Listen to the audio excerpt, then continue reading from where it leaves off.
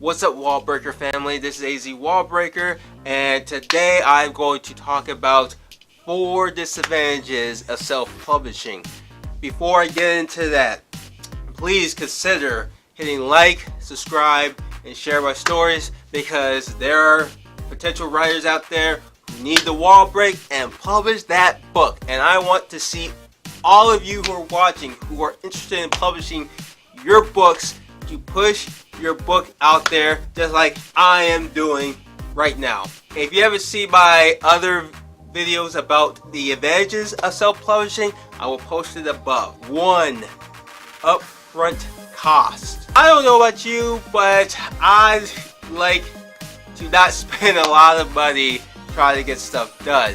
Unfortunately, with self-publishing, you have to spend the money in order to bring the best in your book to attract potential readers. That means you have to pay for proofreading, editors, agents. You have to pay all this money to get your book looked at, because you don't have the resources or the dependency of a company to help you out to deal with all the important stuff. And that could be very challenging. That could be very difficult at first, because you gotta find the people who are going to be looking out for your best interest in your book, and you might not find that person or people who will make your book stand out, because they're not attached to it. I mean, if the book doesn't sell, well, you've already paid the money to them, so they don't have any incentive to make sure your book stands out.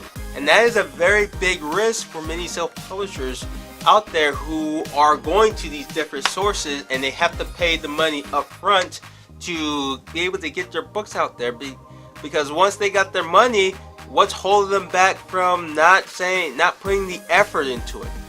With a traditional publishing company, the traditional publishing company wants to make money off your book, so it is their best interest to put your book in the best light as possible.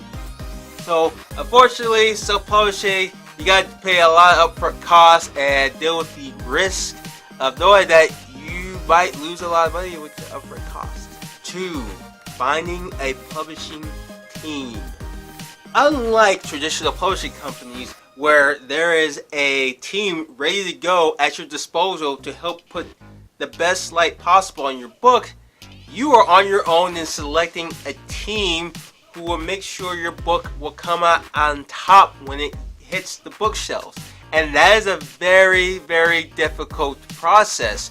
It's going to take a lot of time, a lot of effort to find people that you can trust your book on to deliver. And that could be challenging with today's writers, self-publishing writers, hoping to find that team to help them get their book to become a success.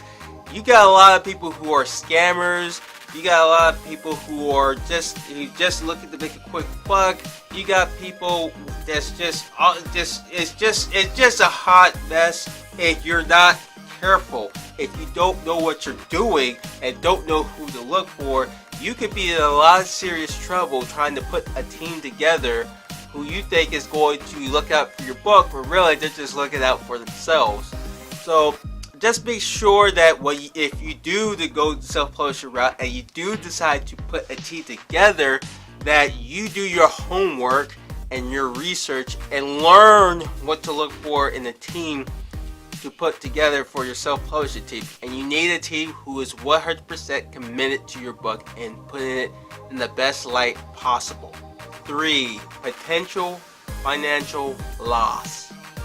This kind of goes back to my first point, in which you have to be careful how you put a team together and know who you're paying money to, because if it doesn't pan out, if your book does not sell well, you are taking a huge financial loss, and that is what can cripple your career as an author. If you have to pay so much money that it's going to take years for you to recover to even have the motivation to write, then you're going to have difficulties writing another book. And part of the writing process is that when you put your book out there, you should expect that it's not going to do as well that you anticipate, and you just need to keep writing. When it comes to finances can cripple a lot of authors because they just don't have the money to recuperate to want to write a book. So if you decide to do that, be sure to have a backup plan. Make sure you don't quit your day job if you have a job, and don't think that you're going to be the next successful author such as J.J.R. Tolkien, because you just never know in this oversaturated industry of where your book might end up. Just be careful, just be prepared, have money ready to go just in case your book does not sell as well as you thought it would sell. And just keep moving on and write another book. 4. Self-publishing stigma. Self-publishing is relatively new if you talk to a few people. I mean, you have Amazon Kindle, you have the Nook, you have all this access to books, and it has empowered the self-publisher to be able to publish their books out into the world and make it easier for many people to check out their books. The problem with that is the fact that there is still new. People are not sure of the author who's not backed by a powerful traditional company. For instance, is the writing good? Is the story good?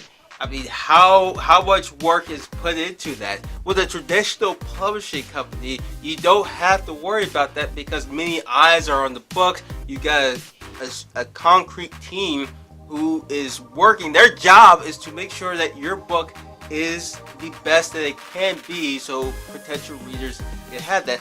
On top of that, they have network connections that they can spread the word about your book. With self-publishing, you don't have that, and that's the fear of many people who are going through self-publishing. It's not just the readers who have this fear of self-publishing. It is the readers, it's the authors themselves, because they're just not sure of how to go about it, and that fear can be paralyzing to so many potential authors who decide to go that route that they never publish their book, and that will be a shame because you just never know what can happen. The fear goes both ways for the reader and the author, and as authors, we just gotta be able to understand that we gotta put the work in, and we can't let self-publishing, if we decide to go that route, cripple us. Because the only way you'll know if you're successful is putting it out there. Alright, those were my 4 self-publishing disadvantages. And out of the 4, which one do you think is the most crippling for you? Post down below and I will comment. And I'll be seeing you later. And remember,